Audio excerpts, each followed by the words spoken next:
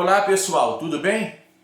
A gente vai ter essa aula via internet, haja vista as questões que o Brasil e o mundo têm passado em relação a essa pandemia sobre o coronavírus.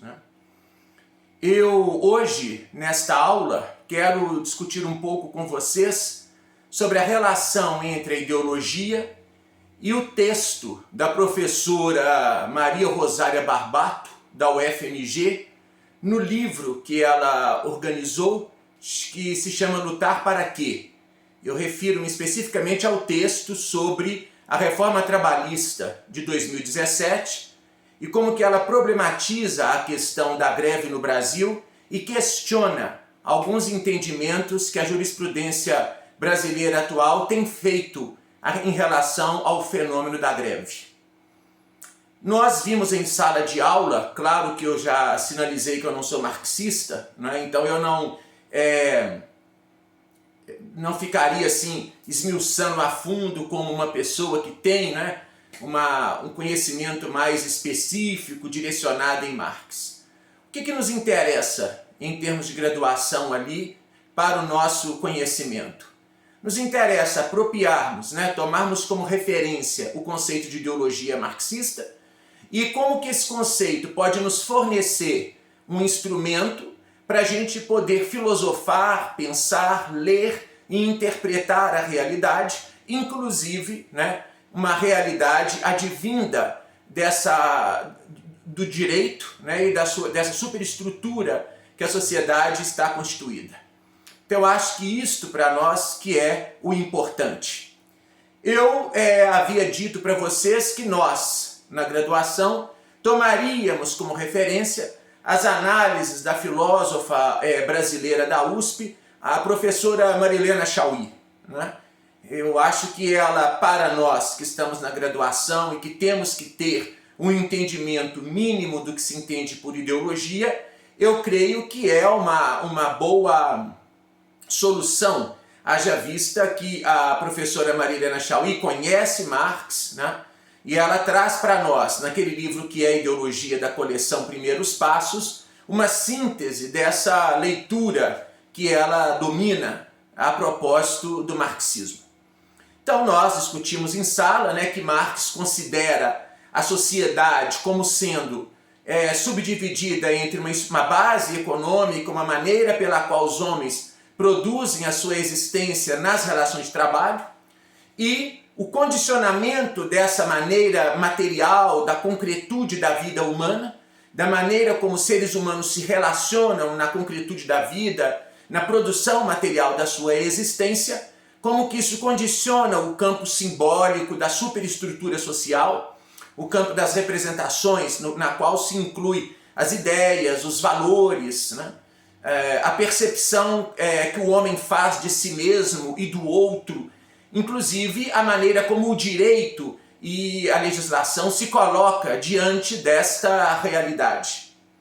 Urge ressaltar que nós não podemos nos apropriar de um conceito filosófico, aqui é uma observação importante, e generalizar esse conceito acreditando que ele serve para todo filósofo. Então, quando nós estamos aqui discutindo um conceito, que é o conceito de ideologia, a gente, por exemplo, não pode atribuir esse conceito à obra de um pensador como Michel Foucault, o que seria incoerente, haja vista que Foucault não trabalha ou sequer aceita essa perspectiva de ideologia no pensamento marxista. Tudo bem? Então, aí nós vimos que dentro dessas relações de poder, e aqui eu vou ser mais objetivo, porque nós já tivemos aula expositiva em sala a propósito desse tema, mas Marx vai dizer que a sociedade foi sempre marcada pela luta de classes. Marx diz que só há uma exceção, isso ele coloca no Manifesto Comunista que ele escreve com seu amigo Engels, e ele vai dizer que a única exceção é a agricultura de subsistência. Fora ela, os outros modos de produção, feudalismo, socialismo, antes o capitalismo, são marcados pela luta de classes.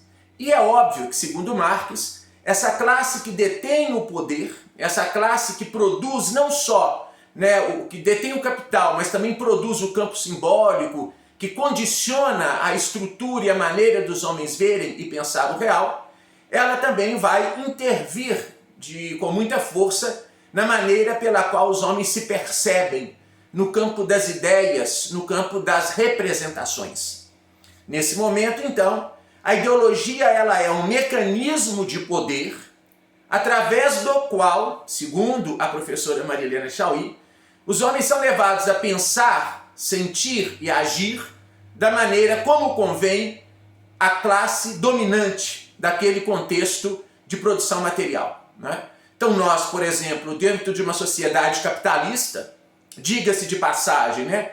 Vivemos aqui um neoliberalismo periférico latino-americano, nós somos condicionados dentro dessa realidade histórico-social a ter certos tipos de pensamentos, valores e ideias que vão ao encontro dessas relações estabelecidas de poder numa sociedade como a nossa. Acho que vai muito nesse caminho a ideia marxista de ideologia. Associada a um conceito muito pejorativo, que a meu ver ele só é positivo dentro da obra de um autor que influenciou muito Marx, que tem uma forte influência no seu pensamento, mas que Marx vai rejeitá-lo, porque Marx vai dizer que ele e os demais filósofos acreditam que são as ideias que movem o mundo.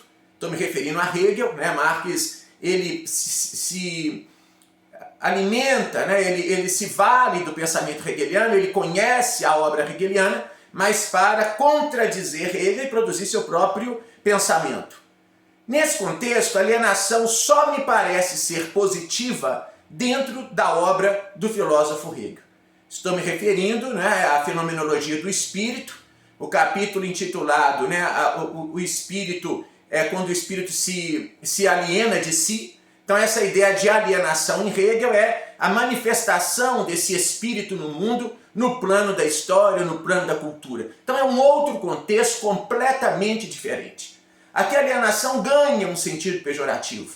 É aquele trabalhador que no ato de trabalhar, ele não consegue se identificar naquilo que ele produz e ele também não tem consciência de si. Então o conceito de trabalho em Marx é um conceito de vários significados. Os estudiosos que eu tenho lido sobre a obra de Marx, eles sinalizam o entendimento de trabalho em Marx de forma diferenciada e com conceitos diferentes ao longo da sua obra. Mas ficamos com dois. Marx tem uma perspectiva de que lá nos seus primórdios, né, nas origens da cultura, o homem difere dos bestiais porque somente o homem trabalha. Então só o homem é capaz de retirar do plano das ideias e transformar no plano concreto do mundo as coisas mediante uma ação transformadora desse real que Marx vai chamar de trabalho. Porém, dentro da nossa sociedade contemporânea, dentro desse modo de produção capitalista, o trabalho não tem essa perspectiva que Marx delega inicialmente ao trabalho, que é uma perspectiva de emancipação, de tomada de consciência desse homem que se vê no que ele produz e isso volta para ele sob a forma da consciência de si. Antes, pelo contrário, Marx entende que no mundo em que nós estamos, o trabalho também é um processo de alienação. Haja vista que o trabalhador não se identifica no que ele produz, ele não produz uma consciência de si mesmo na ordem do trabalho e que, portanto, ele se aliena na sua produção, né? Então a alienação é sempre pensada nessa perspectiva de uma ausência de uma consciência, da falta de uma consciência crítica, da falta de uma consciência reflexiva, na forma de uma consciência de si. Nesse sentido, a ideologia ela é produtora da alienação. Dito de uma forma mais próxima da Marilena Chauí, os homens são levados a pensar da maneira como um determinado grupo que exerce o poder dominante, não só exerce o poder dominante no plano material, mas também exerce um poder dominante no campo das ideias, do conhecimento, das representações, do direito, das leis, da religião e da moralidade, que então as pessoas não têm uma plena consciência de si e elas se alienam. Por sinal, né, é um conceito bastante pejorativo e a pessoa está totalmente equivocada quando ela coloca como sinônimos ou como palavras próximas ou conceitos próximos filosofia e ideologia. Não é? Eu acho que isso aí é motivo de reprovar um aluno dentro de qualquer curso de filosofia, porque é um conceito básico, né? Jamais podemos dizer que filosofia é ideologia ou vice-versa. Tem um aluno que outro dia me perguntou, mas pode a filosofia virar ideologia? Pode, né? Eu posso me apropriar de um determinado discurso e transformar esse discurso em algo ideológico. Eu posso pegar um ideal republicano, vamos pegar algo aqui das nossas Minas Gerais, por exemplo, que nós tanto valorizamos, que é a liberdade, né? Transformar esse ideal republicano de liberdade em algo menor, descer baixo no conceito e transformá-lo numa lógica, numa perspectiva ideológica. Né? Então agora, por exemplo, vamos dar uma ideia meio simples, né? Mas para fins didáticos, o ideal republicano de liberdade agora se torna, dentro de uma propaganda comercial, por exemplo, né? É uma forma de que eu sou livre se eu consumir um produto da marca X ou vestir uma roupa da marca Y. Então esta é a ideia, né, de como que é possível apropriar de tudo e usar em prol dos interesses ideológicos e das relações de poder. Então, nessa perspectiva marxista, a ideologia é sempre um conceito negativo, através do qual os indivíduos são alienados de si e da realidade na qual eles estão inseridos. É um mecanismo de poder do grupo que está no domínio, que exerce a força dominante para se valer da manutenção desse poder. Muitas vezes, sem precisar recorrer à violência física. Então há uma diferença em Marx nesse sentido de que a base econômica, a produção material da sociedade, muitas vezes ela não precisa de ser alterada via revolução para que esse plano das ideias e esse plano das mentalidades se movimente. Então as tecnologias do chão de fábrica do início do século passado são diferentes das tecnologias que se valem hoje o sistema capitalista neoliberal para atingir o trabalhador. Não é? Então são formas evolutivas, vamos assim dizer, né, desse modelo de dominação marxista. Vale lembrar também que em Marx nós estamos no campo teórico, né, da filosofia, dessas últimas metanarrativas, grandes narrativas. Marx não está pensando o sujeito em pequenas utopias sociais. Marx não está pensando só o sujeito social que está fazendo o movimento em prol das questões ecológicas, ambientalistas. Marx não está pensando só a mulher engajada no movimento feminista, ou mesmo o homem que está engajado no movimento feminista, ou alguém ou um de nós que estejamos engajados no movimento contra as questões raciais, de preconceito, né? Contra o racismo. Marx pensa as categorias mais amplas. Marx pensa uma estrutura mais ampla de realidade e quer transformar essa realidade. Como? Através da revolução. Né? Então nós efetivamente só iremos mudar se houver a revolução, coisa que nós aqui no Brasil desconhecemos nesse sentido marxista. Mas, voltando à questão nossa de início, que é a questão da ideologia, fica para nós isso. A ideologia é um mecanismo de poder de uma classe dominante dentro de uma sociedade marcada pela divisão social do trabalho e pela luta de classes, através da qual os indivíduos são levados, são condicionados a pensar, a sentir e a agir, como disse a professora Marilena Chauí, da maneira que atendam aos interesses da classe dominante. Nesse sentido, a ideologia é universal e universalizante. O que eu quero dizer como universalizante? À medida que alguém não pensa do modo como o discurso ideológico deseja que essa pessoa pensa, ela é de algum modo conduzida a cair dentro das rédeas ou das armadilhas do discurso ideológico, e aquilo que era divergente da ideologia passa agora a estar em acordo com o discurso ideológico. Disse também que é da ordem equivocada, né, é algo manco, vamos assim dizer, associar ideologia e filosofia como coisas sinônimas, haja vista que são totalmente opostas, né?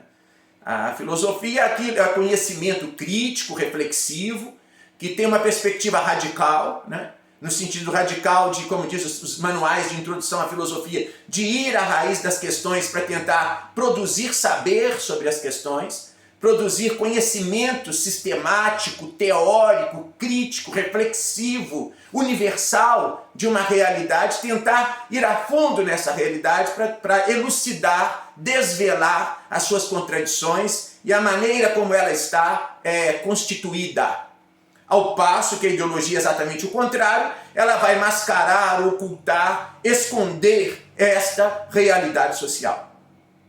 Então, a função da filosofia é exatamente enfrentar, desmontar, destituir o poder e o discurso ideológico. Agora vamos migrar um pouco para o terreno lá do texto da professora Maria Rosária Barbato. Eu não a conheço pessoalmente, mas é uma intelectual que eu admiro muito pela sua escrita, pela sua posição, né? Ela é posição teórica, né? E ela é professora aqui da nossa Universidade Federal de Minas Gerais, da Faculdade de Direito. Ela é da área do direito trabalhista, né? E tem uma produção intelectual muito grande, muito rica e tal. E ela tem esse livro que eu passei para vocês, né? Lutar para Quê? Um livro recente. É uma coletânea de artigos organizado por ela. Existe um artigo dela muito bonito, que eu pedi que vocês lessem esse artigo, que é sobre a reforma trabalhista de 2017, a reforma, né, que foi produzida pelo então governo Temer no Brasil, e as consequências dessa reforma para a classe trabalhadora. Dentro disto, a professora Maria Rosária opta por um assunto dentro dessa temática maior, que se trata da questão da greve, né, e do tratado da OIT sobre a questão trabalhista. O que ela diz para nós? Ela diz que, e o que ela diz está na Constituição, a gente pode, o artigo 9º da Constituição Federal, né, o direito à greve da classe trabalhadora, não as exceções que a própria Constituição reza em relação ao direito à greve, mas o direito à greve ele é um direito social e ele visa o interesse social e, portanto, greve é sempre da ordem do coletivo. Não existe uma greve do indivíduo. Eu, né, opto por fazer greve, então isso não vai ter efeito algum. Mas se a classe, né, entendida, e os professores optarem por um movimento grevista, aí sim nós estamos falando de um interesse social, de um movimento social e de conquista de um direito social. Nesse sentido, a professora Maria Rosária Barbato, ela sinaliza, ela traz muitos prejuízos, vamos assim chamar, para a classe trabalhadora com a reforma trabalhista de 2017. Ficamos só com um. Não está pressuposto diretamente no texto dela, mas se entende na obra dela essa questão, porque eu, como leitor do texto dela, sinto um teor marxista bem evidente. Não estou chamando a professora de marxista, porque não a conheço para dizer isto, mas a sua escrita me sinaliza isto, né? Então vamos pegar só um mote, um enunciado do governo Temer que circulou fortemente no seio social, que foi o seguinte mote: a classe, se houver uma reforma trabalhista, foi isso que se valeu, né, o poder para garantir a reforma, havendo uma reforma trabalhista no Brasil, isso vai ter como consequência a geração de empregos. Ora, nós sabemos que eu não sou do direito, eu sou da filosofia, como todos vocês e todas vocês sabem, né?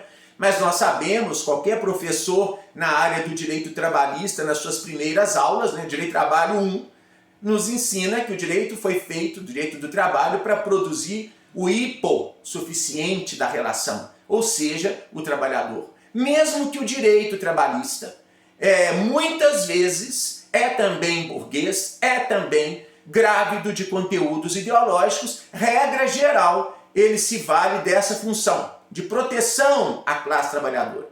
Em momento algum, acho que um professor chega e fala: o direito trabalhista foi feito para gerar emprego no Brasil. Então a gente vê que esse discurso, apropriando do nosso conceito anterior, que é ideologia, é um discurso ideológico. Ele mascara uma realidade. Ele faz com que a população venha a pensar de uma maneira que é do interesse daqueles que almejavam uma reforma trabalhista no Brasil. E que essa reforma trabalhista no Brasil, cabe a nós agora perguntarmos, como que ela funcionou? A quem ela, de algum modo, serve mais? Aos que detêm os meios de produção, para pensar mais de forma marxiana, ou à classe trabalhadora? Aquilo que a reforma trabalhista trouxe, ela teve, se nós utilizarmos de um peso aqui, ela tendeu mais para onde? Para o empregador ou para o empregado? Então é isso que a professora traz na sua escrita, e aí num determinado momento, antes disto, então fica claro que o mote reforma trabalhista, que foi o mote de 2017, reforma trabalhista para gerar emprego, é um mote, um enunciado, um discurso ideológico, que tem por objetivo o quê? Ocultar, mascarar uma realidade, não permitir que os sujeitos entendam o real de uma forma crítica e de uma forma reflexiva, mas que os sujeitos percebam o real de uma forma alienada e que compram, de alguma forma, que se associam à lógica de que é necessário, sim, fazer reforma trabalhista em prol dos interesses do trabalhador, o que é uma farsa. Vamos falar só para nós, discurso ideológico, não é isto? E aí, voltando ao texto da professora Maria Rosário, ela vai mostrar que a lei de greve no Brasil, tinha uma lei de greve no Brasil no período de exceção, antes da Constituição de 88, e após a Constituição de 88, uma nova lei de greve. Vou pegar minha colinha aqui, a Lei 7.783 de 89. Ela vai dizer que essa lei traz os direitos da classe trabalhadora nesse interesse social da classe trabalhadora, que é o direito à greve. O direito à greve é uma ferramenta nossa, é uma ferramenta da classe trabalhadora, vamos usar aqui uma expressão popular, para pôr a boca no mundo, denunciar relações de violações ou de exploração e reivindicar direitos sociais que atendam aos interesses coletivos, aos interesses daquele grupo trabalhador. Isso não quer dizer que a Constituição garanta isso para todo mundo. A Constituição reza lá que há exceções. Então, isso não se comunica, por exemplo, a greve dos policiais, que eu não teria competência alguma para falar sobre isto, É uma outra coisa meio problemática para eu poder dizer aqui agora, e polêmica, a greve do funcionalismo público. Nós estamos falando aqui do direito à greve da classe trabalhadora como no sentido geral. E ela vai dizer que greve é greve. Greve é um direito coletivo, garantido constitucionalmente no Brasil, com uma lei específica que regulamenta essa questão e que é um instrumento dos poucos que a classe trabalhadora se vale para reivindicar os seus direitos. Porém, ela vai dizer o seguinte: olha, a jurisprudência brasileira atual, ela tem feito uma divisão nessa lei. Não que essa divisão não existisse antes, mas ela tem tido um olhar que, segundo a professora, tem um viés, que agora, dentro daquilo que nós estamos estudando aqui, um viés ideológico. Ou seja, ela divide a greve em greve legítima e a outra greve em greve ilegal, ou greve ideológica, ou greve política. Então a greve legítima é aquela greve clássica, em que o trabalhador está ali reivindicando certos tipos de interesse. E a greve ilegítima é aquela que, de algum modo, prejudica a sociedade. A questão que nós temos que nos colocar é essa: qual greve não vai prejudicar? É claro que não estamos aqui ultrapassando os limites que a lei permite. é dentro dos próprios limites, o que já é alguma coisa contra Marx, né? Porque se nós fôssemos marxistas radicais, o próprio direito, né, ele o tempo inteiro é instrumento da ideologia.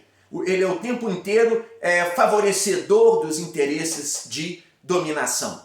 Mas ela começa a questionar na sua escrita isto, né? E começa a se perguntar da relação entre o fato do Brasil ser signatário da Organização Internacional do Trabalho, aquilo que tem vínculo com as questões trabalhistas no Brasil e aquilo que tem sido o entendimento da jurisprudência atual no plano do fenômeno da greve. E aqui cá para nós, é interessante porque quando a greve ela se volta diretamente aos meios de produção, ou seja, quando a greve ela interfere rapidamente nos meios de produção social, ela é vista como ilegítima. E quem sofre? Inicialmente, o sindicato. Então ela mostra que as punições dadas ao sindicato são punições muito severas, as multas são muito altas, e disto o sindicato acaba não resistindo. Mesmo que esse sindicato seja um sindicato forte, ele acaba não resistindo à pressão e ele vai se render, né? Sobretudo aquilo que está vinculado, por exemplo, lembramos aqui da greve dos caminhoneiros que nós recentemente presenciamos no Brasil. A greve dos caminhoneiros está diretamente ligada aos meios de produção. Os caminhoneiros para tudo, né? Nada funciona. Ora, esta greve então passa a ser vista como uma greve política e não como uma greve legítima. O sindicato sofre. Ora, mas greve ela só se pode fazer via sindicato.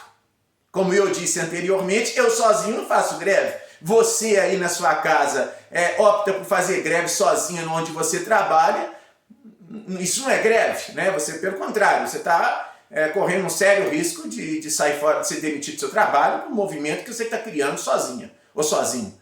Greve é sempre advinda, desculpa a redundância, mas do coletivo. Greve atende o interesse coletivo, é um direito social que um grupo demanda para reivindicar seus direitos.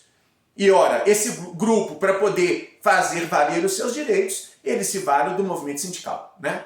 Então ela vai mostrar, ela vai questionar, interrogar a propósito desse olhar que tem sido criado sobre o fenômeno de greve no Brasil. Eu gostaria muito que vocês relacionassem essas questões, se perguntassem sobre como que funciona o direito, no plano, quando eu tomo por referência o conceito de ideologia, o referencial marxista de ideologia, e ver em que medida, muitas vezes, aquilo que do plano do direito é ideológico. Claro que eu não sou, como eu já sinalizei antes, marxista, e eu não entendo que tudo é ideologia e que o direito também vai todo ele, né, sucumbir aos interesses do poder. Não acho isso não. Mas aí né? Hoje nós estamos discutindo Marx, tá bom? Eu espero que eu tenha contribuído de alguma forma com vocês, e o que eu gostaria muito que vocês fizessem agora é se debruçar sobre as leituras que nós indicamos, por exemplo, que é a ideologia da Marilena Chaui, da coleção Primeiros Passos, o Manifesto Comunista de Marx e Engels, né, que é um livro que está em domínio público, um clássico, e quem quiser aprofundar o primeiro capítulo do Capital, não é? Também um livro didático voltado para o ensino médio, de leitura muito acessível, um beabá inicial, o capítulo que é a ideologia do livro Filosofando, especialmente o Filosofando mais antigo, aquelas edições mais velhas, né? E o texto da professora Maria Rosária. Tudo bom? Um bom estudo para todos vocês, um abraço grande e fraterno e até a próxima.